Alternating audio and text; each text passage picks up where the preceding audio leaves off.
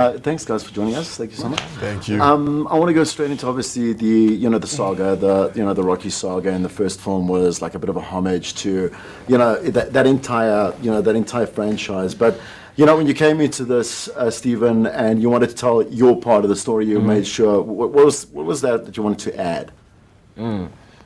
Just depth behind a lot of the characters. I think everyone knew that the Dragos were coming. I think that was a big piece of it, and so when tackling this project, I wanted to make sure that I had my own stamp on them. That was the one thing I felt like was fresh, kind of not fresh, but I was able to say I'm about to reinvent this character right here because everyone's already established. You know what I mean? Rocky was Rocky, Adonis was Adonis, Bianca was Bianca. Yeah. With those guys, and Ivan was Ivan.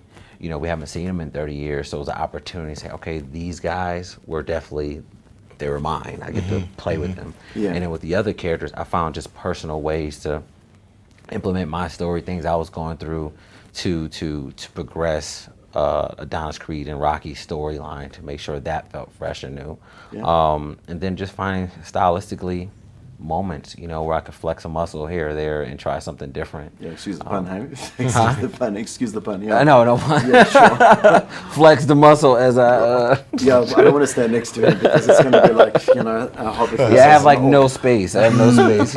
I keep moving because I'm trying to get comfortable. Man. I mean, the thing is, we watched it on Saturday. Thank you so much for that as well. It was a great film. And, there must have been a scene or scenes that you woke up in the morning and you were like, I don't want to do this. It's going to be so hard. It's going to be one of those days where I have to ask. I mean, we're going to get to Florian in a moment, but we get those close-up shots, and you see like that Mexican wave that the lips do, and is there like movie magic there, or did you have to like get punched a couple of times because maybe you looked into the camera and you'd be like, no, I need to have that punch again? What were the scenes that were like really difficult for you? The fights were probably the most difficult time because the fights and the montages. Yeah. Because we were very ambitious, at least I was to a certain extent of how much I wanted to capture.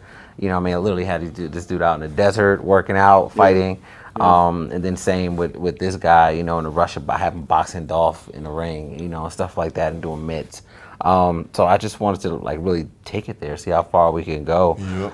The days where I was like, man, I don't want to do this again. We're probably the fighting, man. It's tough. Sly loves the fighting. Sly, I don't know if that's his favorite or what, but he is so into it. And I am too, but I treated this film as if like it wasn't a boxing movie. That's why I try to really focus on a lot of the drama so that way when I got to the fighting, I had people's hearts, if anything, or at least they're invested. But man, it was gruesome waking up being like, today's the last round. How are we going to do this? What's going to happen? Is he going to get injured? Who's going to get punched? Who's going to this? Are we going to have enough people in background? There's so many factors that go into it, Well, with the difficulty thing with Florian, you don't say much in the film, which is actually, I would think it'd be a lot difficult for you because you're there the whole time. It's like it's only a 2-hour movie, so you're, is it a fair question to say, was it more difficult to, you have to be evaluated for your performance at the end of the day. So was it easier to not have to say much and just really work with that, or was it more difficult? Good question. I would say that it was more difficult. Yeah. Because you can say a lot with words. That's why words are there, right? That's it. To say a lot without words, I think that's the magic that you kind of have to deliver. And it means that you have to read everything from my face, from my body language, and especially from my eyes. Cool. So there has to be a lot behind the eyes that is going on. And in order to read everything, the things that you kind of imagine and the own movie that is behind your eyes has to be so strong that people can read it. I think that was the difficult part here. What was huge on that too, just realizing it, is that we couldn't improv much because he was speaking Russian. So even if there was moments where we just wanted to we just want to say anything we want, him and Dolph couldn't necessarily do. They had to give it with their look. That was the only other way they could improv or deliver something extra, because they can't say lines because they have to know what these lines are Russian, at the moment. It's interesting. Well, I know we don't have a lot of time. I just want to say thanks, guys. It was a great movie. Thank you. Good luck with everything. Oh, thank you. Appreciate it, man. Thanks, guys. Thank you. Amazing. Thank you, man. Thanks for joining us. Thank you so much. I want to just jump straight into like the whole thing of, coming into a sequel. You're coming in and you are wanting to bring a couple of things to the table as well. You work with a team as it is, and you want to protect your craft. What is it you think about? Read the script, take the role, whatever it may be, and bring to like a character in a sequel.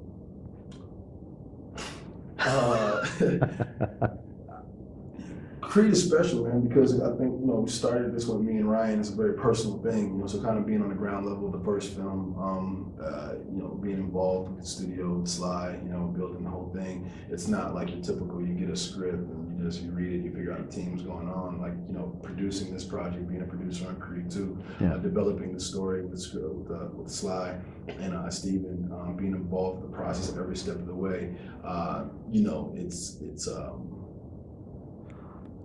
It's one of those things that you just make sure that every step of the way you are, you're like quality control, eh?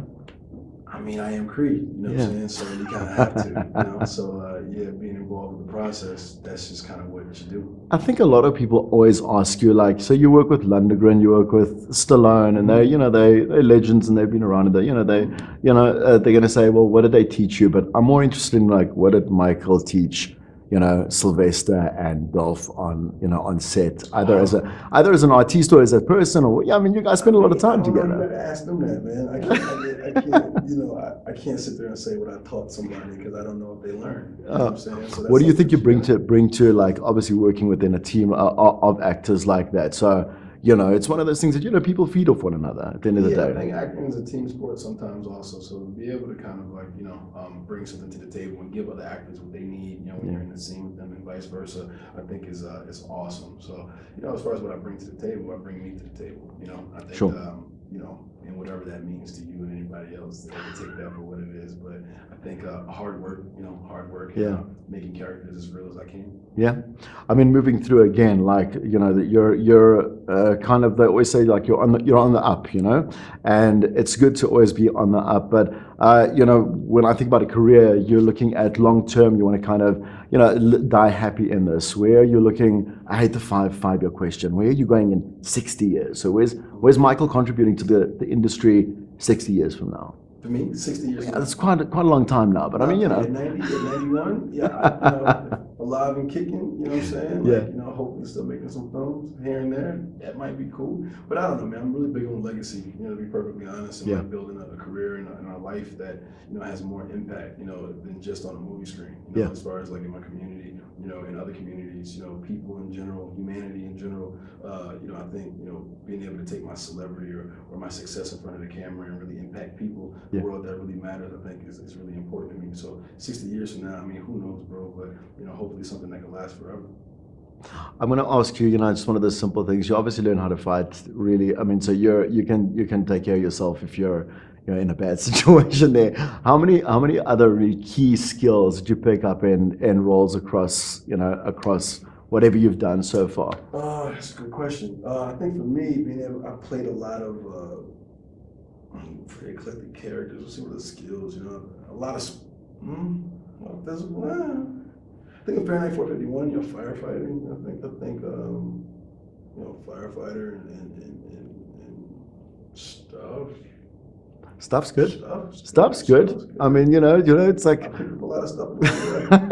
Awesome. I'm gonna say, I know that we don't have a lot of time, but that's awesome. Really, thank you for this. Millions of people, being like, we love you, Michael Jordan. No, it means a lot. But then they say Michael B. Jordan too. All right. No, exactly. No. As creepy as that sounds, wake up in the morning and you're like, millions of people love me. It's a good feeling, right? I don't think I've ever waken up and said that, but the fact that like a lot of people are supporting the movies, man, and support me over my career, my short career thus far. It means a lot. The movie, without them, without the supporters, we wouldn't be making these movies. No, you did a great job as usual. Thank you. Thanks, man. Appreciate it, bro. All right. Thanks, man. I just got up and I was like, bye. Sorry.